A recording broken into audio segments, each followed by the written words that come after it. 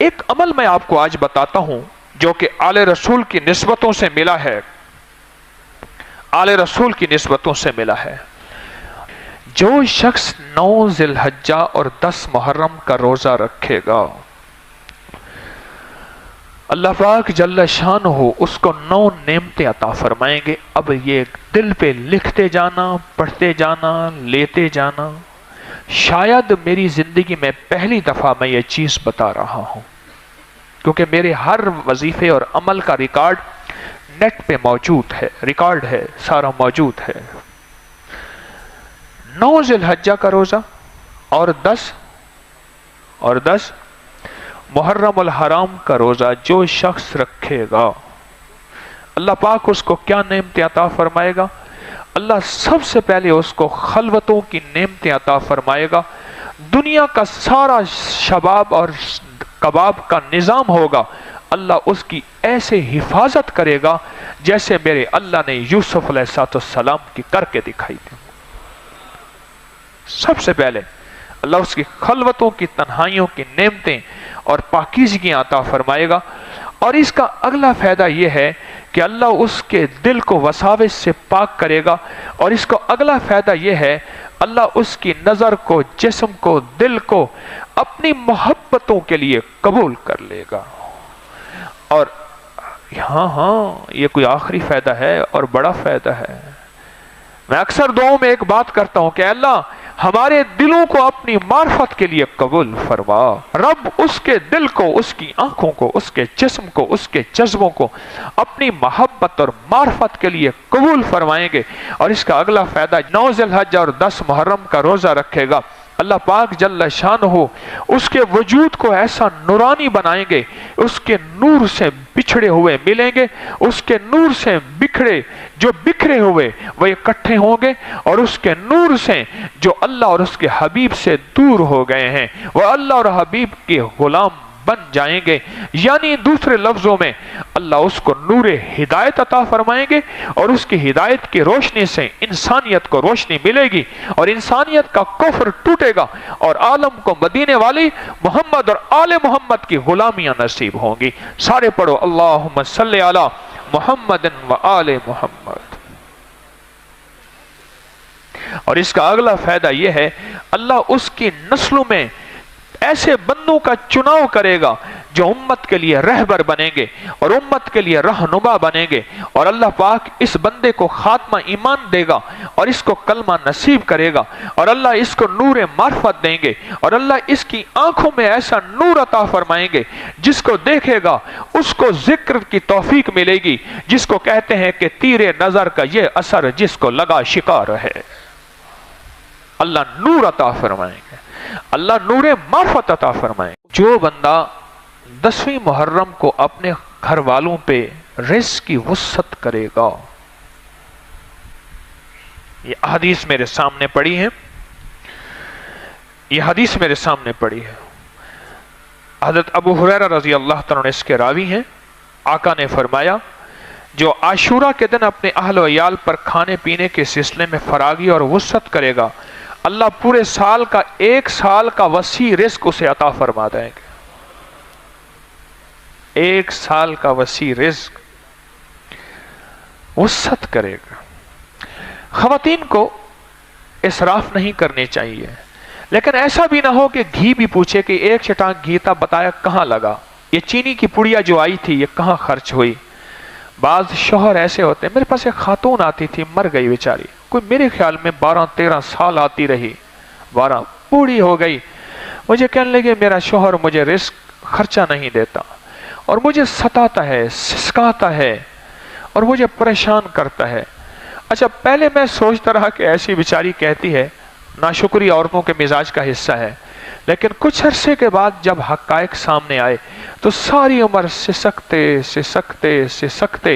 آخر کار بیچاری قبروں میں جا کے سو گئے اور قبروں میں چلی گئے، قبروں میں جا کے سو گئے، سسکتے۔ بہترین بیوی وہ ہے جو شوہر کے مال کی حفاظت کرے، وہ بہترین بیوی ہے جو شوہر کے مال کی خیانت نہ کرے، اور بہترین شوہر جو ہے جو بیوی پہ اعتماد کرے، اور بیوی پہ اعتماد کرے۔ اور اس کو ساتھ دے، اور بچوں پہ تنگی نہ دے تنگے، اور بچوں پہ تنگ دستی نہ دے۔ مجھے ایک خاتون بیٹھی تھی، میں زیادہ الفاظ کو بڑھا نہیں سکوں گا کیونکہ مجھے آگے اجازت نہیں دیتے الفاظ۔ مجھے خاتون بیٹھی تھی، اچھا یہ ایک نہیں، میرے پاس کئی واقعات آئے اور کئی خط آئے، ایک جھوٹا ہوگا، دوسرا جھوٹا ہوگا، تیسرا جھوٹا ہوگا، سارے جھوٹ تو نہیں ہوں گے، ایک نہیں، میرے پاس یہ کئی واقعات آئے۔ میں اور میری بیٹیاں پٹڑی سے اتری صرف اس لیے کہ شوہر پورا خرچہ نہیں دیتا تھا، اور ہمیں گھریلو ضروریات زندگی کے لیے آخر اپنے تن کو بیچنا پڑا، پر آگے میں کچھ نہیں کہہ سکتا۔ اب صورتحال یہ ہے کہ میں بھی اسی راہوں پہ ہوں اور بیٹیاں بھی انہی راہوں پہ ہے، اور اس کا قصوروار میرا شوہر ہے، اور وہ ایک ایک پیسے کا حساب لیتا تھا اور ایک ایک چیز کو چیک اینڈ بیلنس کرتا تھا، اور اس پہ لڑتا تھا کہ یہ اتنی چیز اتنی کیوں ہے اور اتنی کیوں ہے، لہٰذا تم نے ایسے کیوں خرچ کیا، حالانکہ اللہ نے اسے وسعت دی تھی۔ تو میں حدیث مبارکہ آپ کی خدمت میں عرض کر رہا ہوں، یہ آل رسول کی نعمتیں، آل رسول کی برکات ہیں کہ جو عاشورہ کے دن اپنے اہل و عیال کو وسعت دے گا، اپنے اہل و عیال پہ وسعت کرے گا۔ اور اگر کسی کی 2 بیوی ہیں، 3 بیوی ہیں، تو سب کا خیال اکٹھا کرے، سب کا خیال کرے، سب کا خیال کرے، سب کو وسعت دے، اور ضرور دے۔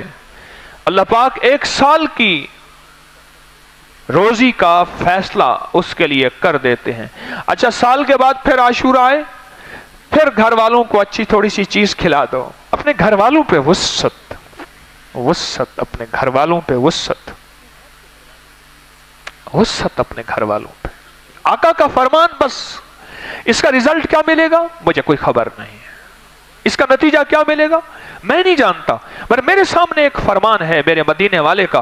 آقا نے فرما دیا جو اپنے اہل و عیال میں عاشورہ کے دن، عاشورہ کا ڈھل جانا، صغرا کا مر جانا، اصغر تیرے سینے میں برچھی کا اتر جانا، عاشورہ کے دن میں جو یہ کر لے گا اللہ اس سے برکات عطا فرمائے گا۔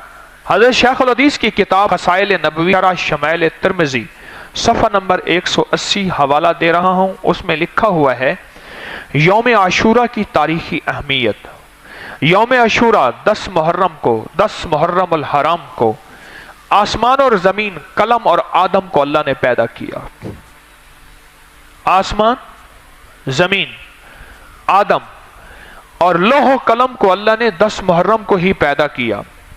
اسی دن حضرت آدم کی توبہ قبول ہوئی، اور اسی دن حضرت ادریس کو آسمان پر اٹھایا گیا، اور اسی دن حضرت نوح علیہ السلام کی کشتی ہولناک سیلاب سے محفوظ ہو کر کوہ جودی پر لنگر انداز ہوئی، ان کو کنارہ ملا۔ اسی دن ابراہیم علیہ السلام کو خلیل اللہ بنایا، اور ان کو آگ ان پہ حرام کر کے اللہ نے گل گلزار بنا دیا۔ اور اسی دن حضرت اسماعیل علیہ السلام کی پیدائش ہوئی، اور اسی دن حضرت یوسف علیہ السلام کو قید خانے سے رہائی نصیب ہوئی، اور اسی دن حضرت یوسف علیہ السلام کو مصر کی حکومت ملی، اور اسی دن حضرت یوسف علیہ السلام کی حضرت یعقوب سے ایک طویل عرصے 40 سال کے بعد ملاقات ہوئی، اور اسی دن 10 محرم کو حضرت موسیٰ علیہ السلام اور ان کی قوم بنی اسرائیل کو فرعون کے ظلم سے اللہ نے نجات عطا فرمائی، اور اسی دن حضرت موسیٰ پر تورات نازل ہوئی، اور اسی دن حضرت سلیمان علیہ السلام کو بادشاہت ملی، اور اسی دن حضرت ایوب علیہ السلام کو سخت بیماری سے شفا ملی، اور اسی دن حضرت یونس علیہ السلام کو 40 روز مچھلی کے پیٹ میں رہنے کے بعد اللہ نے نجات عطا فرمائی، اور اسی دن حضرت یونس کی قوم کی توبہ قبول ہوئی، اور اسی دن ان کے اوپر سے عذاب ٹلا، اور اسی دن حضرت عیسیٰ علیہ السلام کی پیدائش ہوئی،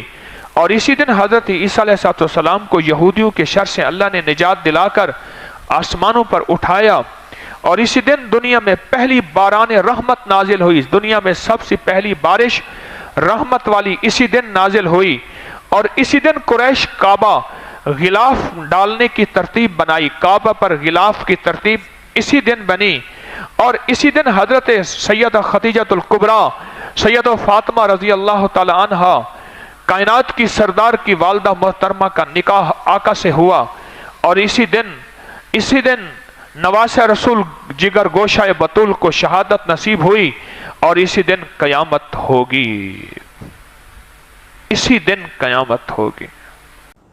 मुहर्रम अल हराम की इन मजालिस को सुन रहे होंगे। आज हमारी मुहर्रम अल हराम की 8वीं मजलिस है और 8 मुहर्रम, 8वीं महफिल, 8वीं मजलिस, 8वीं नशिस्त, बहुत ही कमाल के वाक़े। और इतना लोग ज़्यादा पसंद करते हैं मेरी इन छोटी छोटी मजालिस को, और इतना ज़्यादा लोग फैला रहे हैं और अजीब बात फरमा रहे हैं, कह रहे हैं। मैं फरमा इसलिए कह रहा हूँ कि हर शख्स मेरे लिए काबिल एहतराम है। अजीब बात कि जिसने भी ये फैलाई है उसके काम बने हैं, उसकी उलझनें ख़त्म हुई हैं, उसके मसाइल हल हुए हैं, उसकी नाकामियाँ दूर हुई हैं। आज का ये वाक़या मैं आपकी खिदमत में जो बयान कर रहा हूँ, अली बिन हुसैन बिन ज़ैद बिन अली रिज़वानुल्लाह सलामुल्लाह ताला अलैहिम अजमईन का वाक़या है। फरमाते हैं एक शख्स कहता है कि मैं जा रहा था और मसरूर, कोई परेशानी नहीं, कोई मुश्किल नहीं, ग़ुलाम मेरे पास, लौंडी मेरे पास, रिस्क मेरे पास, सवारी मेरे पास। ये अहलुल बैत की हस्ती फरमाया मेरा आमना सामना हुआ। आमना सामना होते ही मुझे फरमाने लगे ये 100 दीनार है, अगर तेरी लौंडी मर जाए तो फिर उससे और ले लेना। और मैंने दिरहम नहीं दिए, दिरहम चांदी का सिक्का, दीनार सोने का सिक्का, कि तुझे अगर मैं दिरहम देता, लौंडी मिलती लेकिन कमज़ोर, जो तेरी खिदमत ना कर सकती, घर में तेरे हाथ ना बटा सकती, मैंने तो ये 100 दीनार इसलिए दिए हैं तुझे लौंडी इन पैसों से सेहतमंद, अच्छी तेरे घर की खिदमत, तेरे बच्चों की खिदमत, तेरे माल मवेशी की खिदमत, निज़ाम में तेरा साथी। मुझे हैरत हुई कि मेरे पास तो लौंडी है, लेकिन एक ख्याल गुमान हुआ कि बड़ों की बात है और बड़ों की बातों में बड़ी खैरें होती हैं, कि बड़े जो भी फरमाते हैं उसमें खैर होती है। और ये तो बड़ों के बड़े हैं, ये तो बड़ों के बड़े हैं। अहलुल बैत की हस्तियाँ, उनके चश्म चराग, उनकी लड़ी, उनकी निस्बतें, उसी घराने के शहजादे, ये तो बड़ों के बड़े हैं। तो मैंने ले लिया। मैं घर गया तो मेरा गुलाम अफसुर्दा दरवाजे के बाहर खड़ा रो रहा था। पूछा क्या हुआ? कहा अभी अभी आपके आने से थोड़ी देर पहले लौंडी मर गई है। क्या हुआ? कहा पानी पिया, बस यूँ कह आई और वो मर गई। मुझे बड़ी हैरत हुई कि अल्लाह वालों की नज़रें कितनी वसी होती हैं, और इन आलुल बैत की, इन आले रसूल की और इन मोहम्मद आले मोहम्मद की नज़रें कितनी अजीम हैं। और अल्लाह पाक जल्ल शानहू सजदों की कसरत, सखावत की कसरत और निस्बतों की ताकत से अल्लाह ने इनको कश्फ की दुनिया दी है और इनको कश्फ का और कमाल दिया है। तो कहा मैंने उन पैसों से 3 दिन तो सोख किया, और 3 दिन के बाद जाके मैंने उन पैसों से एक बहुत अच्छी लौंडी ली। अब मैं और लौंडी, तो मैंने कहा जाके बारगाह में उनकी खिदमत में जाऊं, सलाम भी पेश करूं, शुक्रिया भी अदा करूं और शफ़क़त की दुआएं भी लूं। बस ये मेरे जज्बे थे। मैं आपकी बारगाह में हाजिर हुआ। अहलुल बैत हैं, सखी हैं, ज़रूरतमंद, हाजतमंद, कोई दुआओं के, कोई खैर के आए बैठे थे। हर बंदा झोली भर के जा रहा है, हर बंदा खैर पा के जा रहा है, और हर बंदा अपनी मुसीबतें टलवा के जा रहा है। किसी को दुआ दे दी, किसी को तस्बीह दे दी, किसी को वजीफ़ा दे दिया, किसी को खजूर दे दी, किसी को दिरहम दे दिए, किसी को दीनार दे दिए। बस ये सिलसिला चल रहा। तो फरमाने लगे, मैं लौंडी को साथ लेके बैठा और खामोशी से मैं बैठ के मैं आप जनाब की तवज्जुहात का इंतज़ार करने लगा। थोड़ी देर के बाद शेख ने मेरी तरफ तवज्जो फरमाई, आंख से इशारा फरमाया। मैं करीब हुआ। मैंने कहा हुजूर आपका फरमान बुलंद रहे। मुझे हैरत हुई, आपने मुझे 100 दीनार इनायत फरमाए थे। और वाकई ऐसा हुआ कि मैं घर गया तो लौंडी फौत हो चुकी थी और मैंने ये लौंडी ली। میں نے ڈرتے ڈرتے آپ کی بارگاہ میں عرض کیا کہ اگر آپ شفقت فرمائیں تو وہ 100 دینار میں آپ کو واپس کر دوں. فرمایا جلال کی نظروں سے ایسے دیکھا اور میں پگھل گیا. آل رسول کا جلال. اور میں سمجھ گیا کہ تم میری عنایات کا صلہ مجھے یہیں دینا چاہتا ہے, میں نے اللہ سے لینا ہے. ہم بے لوث خدمت کرنے والے ہیں, ہم بے لوث جھولیاں بھرنے والے ہیں, ہم بغیر غرض کے لوگوں کی مدد کرنے والے ہیں, ہم بغیر غرض کے عطا کرنے والے ہیں. نہ معلوم میری لونڈی کو کیا ہوا. میری لونڈی بہت پڑھی لکھی تھی, سمجھدار تھی, باسلیقہ تھی. میں وضاحت کرتا جاؤں, پہلے دور میں لونڈیوں کی باقاعدہ تربیت کی جاتی تھی, ان کو پڑھایا لکھایا جاتا تھا, اور جب ان کو فروخت کیا جاتا تھا ان کی صفات ساری بتائی جاتی تھی سچ میں کہ ان کا در یہ صفت ہے, یہ صفت ہے, لہٰذا ان صفات کی وجہ سے اس کی قیمت زیادہ ہے, اور جن کے اندر صفات کم ہوتی تھی ان کی قیمت کم ہوتی تھی. تو میری لونڈی کو پتہ نہیں کیا ہوا, عرض کرنے لگی آپ کی بارگاہ میں کہ حضرت یہ سارا قصہ مجھے معلوم ہو گیا کہ پہلی لونڈی فوت ہو گئی, جناب کی بارگاہ سے 100 دینار ملے اور مجھے خریدا گیا. اور ایک بات اس نے کہا کہ میرا مالک روز رات کو اٹھ کے کہتا تھا کہ اللہ کوئی ایسی لونڈی بچوا جس میں مجھے سرخ سکے ملے, سفید نہ ملے, سرخ سونے کے یعنی دینار ملے. اور کہا کہتا تھا, اور ہماری بہت تربیت کی, اس کا کام یہی ہے لونڈیوں کی تربیت کرتا اور فروخت کرتا. اور کہا جب آج 100 دینار میں مجھے فروخت کیا تو مجھے ایک بات کہی, جا یہ 100 دینار مجھے جو ملے ہیں مجھے اس میں خوشبو آ رہی ہے, مجھے اس میں خوشبو آ رہی ہے مدینہ کی. اور وہ تھیلی کو بار بار سونگتا تھا. کہا مجھے سمجھ نہیں آئی, آپ کی بارگاہ میں آ کے مجھے سمجھ آئی کہ مدینہ کی خوشبو سے مراد یہ خوشبو ہے, اور مدینہ کی خوشبو سے مراد یہ محبت ہے. لیکن لونڈی ایک سوال کر بیٹھی, کہنے لگی حضور اگر آپ شفقت فرمائیں تو مجھے کوئی کشف عطا فرما دیں. کشف سے مراد جیسے میرے مالک کی, میرے آقا کی کیفیت دل میں آپ نے پڑھ لی کہ جا تیری لونڈی فوت ہو جائے تو لے لینا, ایسے مجھے بھی کشف عطا فرما دیں.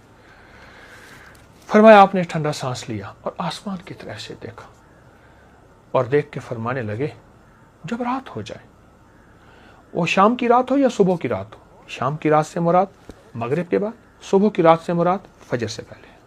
یہ سرکار کا فرمان تھا, شام کی رات ہو یا صبح کی رات, تو تنہائیوں میں بیٹھ کے, دل کی کیفیتوں میں بیٹھ کے یا علیم پڑھا کر, یا علیم ہو, یا علیم ہو, یا علیم ہو, یا علیم. اے علم رکھنے والے اپنے علم میں سے علم عطا فرما.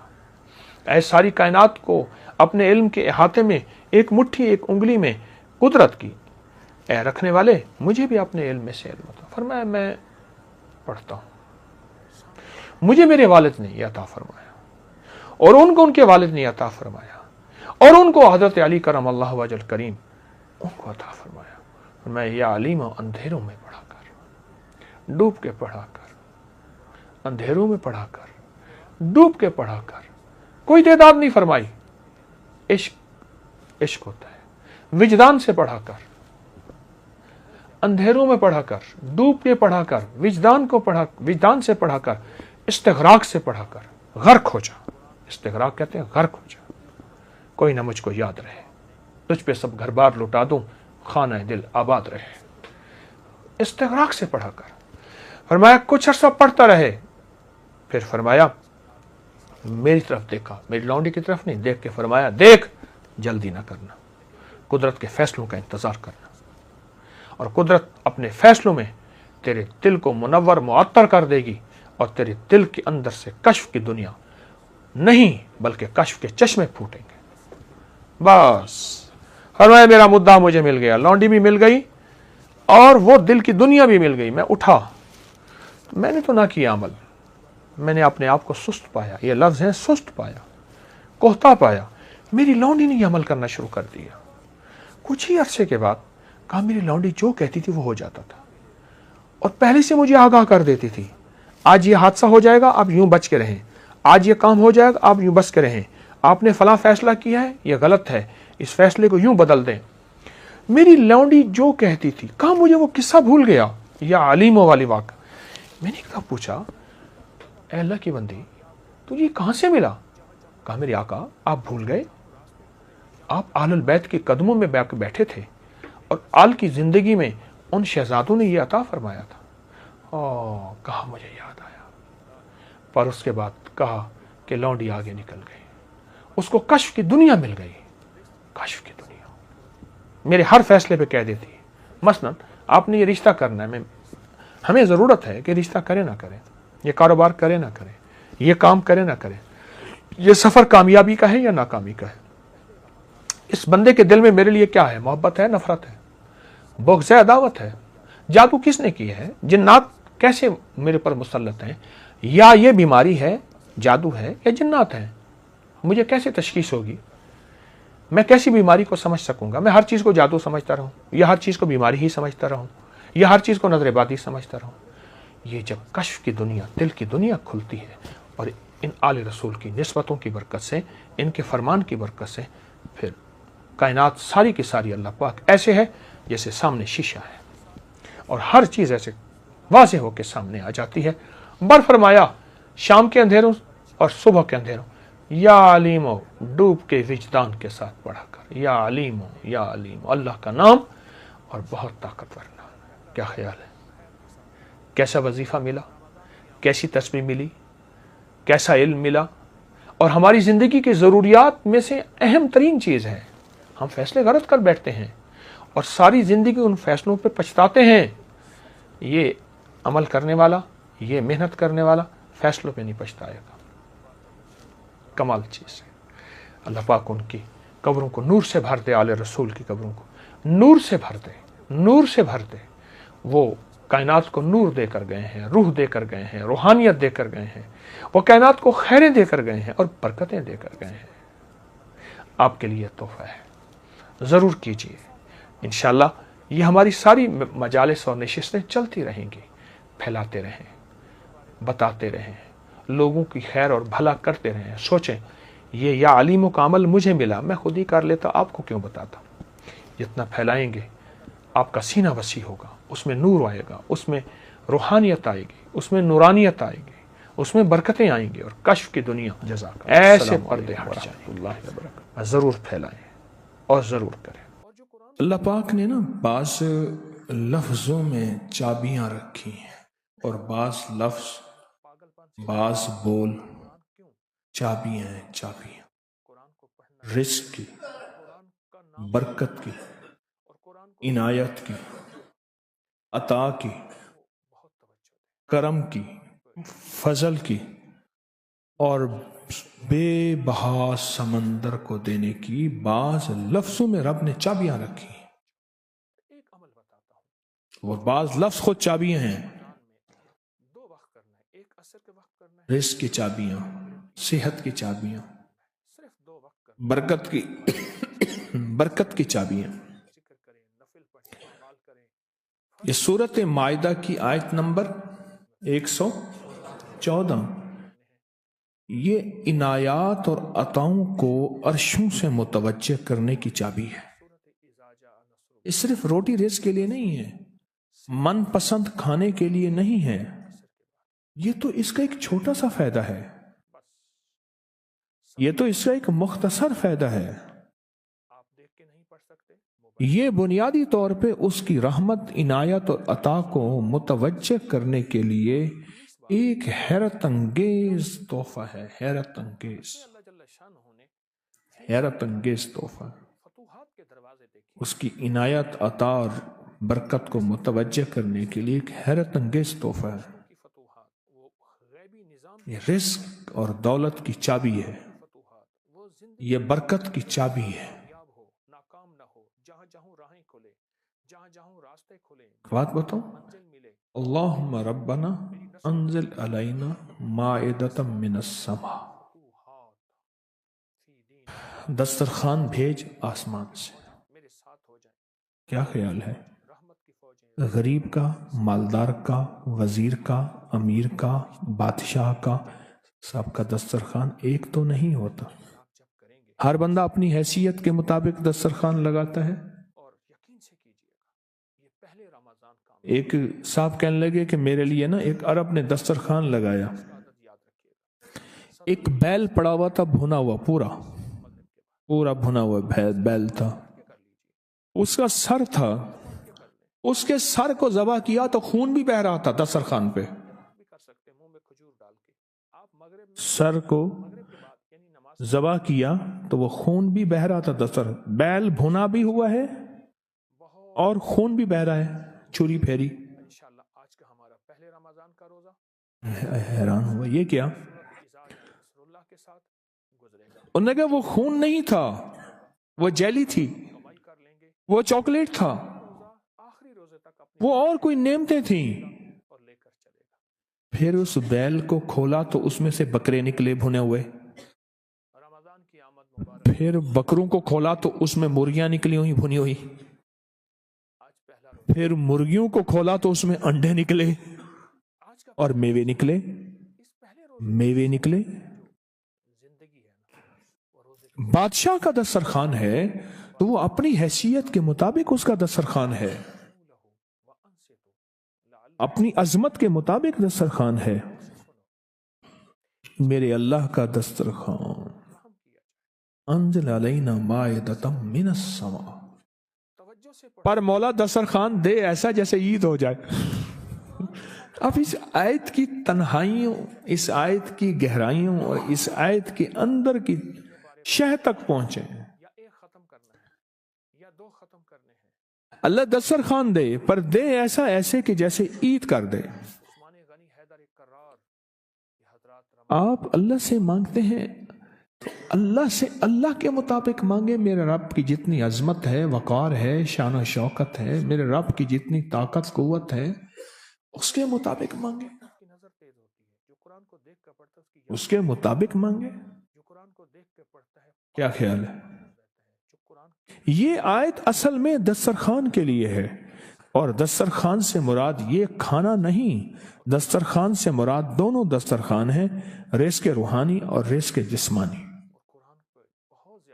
دونوں دسترخوان جو میرے رب کے پسندیدہ دسترخوان ہے، رزق روحانی بھی اور رزق جسمانی بھی۔ اللہ سے رزق روحانی کیوں نہیں مانگتے؟ اور جنہوں نے رزق روحانی مانگا تھا، ایک اللہ والے تھے، ان کے خلیفہ تھے، تو فوت ہو گئے تو ان کے خط اٹھائے گئے، اپنے مرشد کو خط لکھتے تھے، اور مرشد کا مزاج تھا اسی خط پہ 2 لفظوں میں جواب لکھ کے بھیج دیتے تھے، 2 لفظوں میں جواب لکھ کے بھیج دیتے تھے اسی خط پہ۔ فرماتے تھے کہ حضرت آپ کی دعاؤں اور توجہات سے، اللہ کے فضل و کرم سے میرے روزانہ جو ہے 1.25 لاکھ دفعہ نفی اثبات ہوتا ہے، لا الہ الا اللہ، 1.25 لاکھ دفعہ الا اللہ ہوتا ہے، 1.25 لاکھ دفعہ اللہ ہوتا ہے، 1.25 لاکھ دفعہ اللہ ہوتا ہے، 70,000 دفعہ 1.25 لاکھ دفعہ کلمہ ہوتا ہے، اتنے سپارے ہوتے ہیں، اتنی 100 رکعتیں ہوتی ہیں، یہ ہیں۔ وہ سکول کے ٹیچر بھی تھے، وہ 5 وقت نماز بھی پڑھاتے تھے، ان کے بہت سارے بچے بھی تھے، ان کی زندگی کا یہ نظام بھی تھا، پر انہوں نے یہ سارا کچھ لکھا اپنے مرشد کو، کہا کہ خط اٹھا کے دیکھیں، حیران ہو جاتے تھے، مجھے ایک بندہ نہیں، میرے پاس اب بھی کئی بندے ہیں کہ اتنے ارب درود پاک پڑھا، اتنے ارب، لاکھ نہیں، ہزار نہیں، کروڑ نہیں، اتنے ارب درود پاک پڑھا، اتنے ارب کلمہ پڑھا، اتنا ارب سورۃ اخلاص پڑھی اور فلاں پڑھا، عرب۔ مجھ سے غلطی ہوئی، ایک دفعہ ان کا خط آیا تو میں نے رسالہ اس وقت چھپ رہا تھا، میں نے کہا یہ خط بھی اس میں ڈال دو، چھاپ دو۔ کئی ٹیلی فون تو میں نے سنے،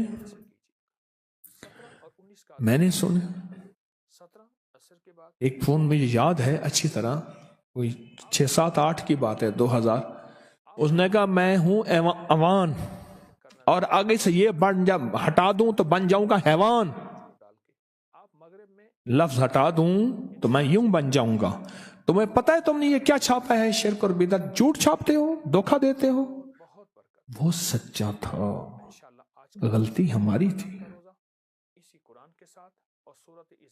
برتن نہیں ہے، उस बर्तन के मुताबिक वो बर्तन छलक पड़ा।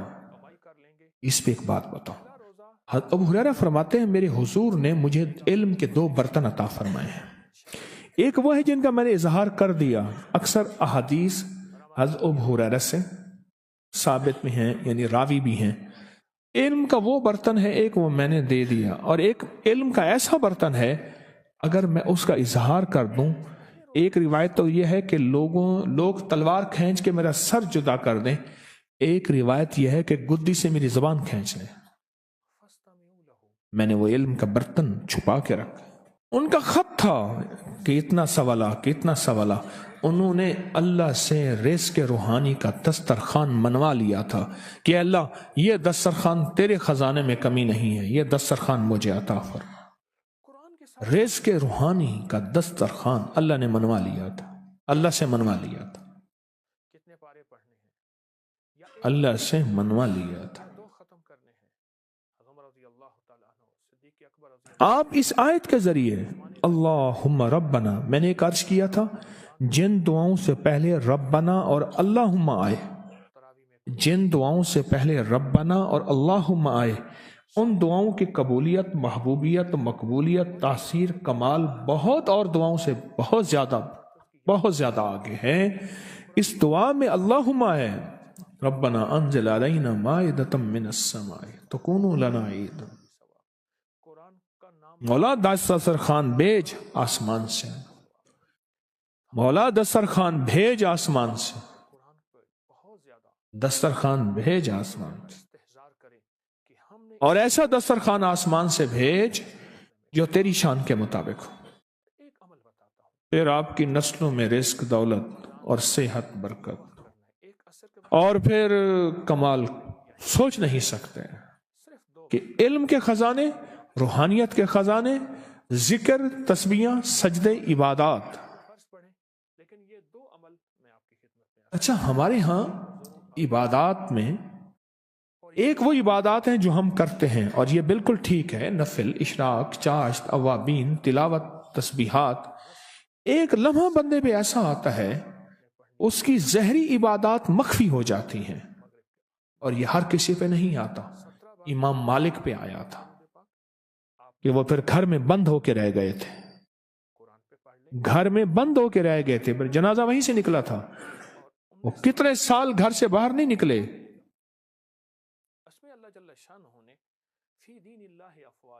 फतूहात के दरवाजे देखें, इसमें फतूहात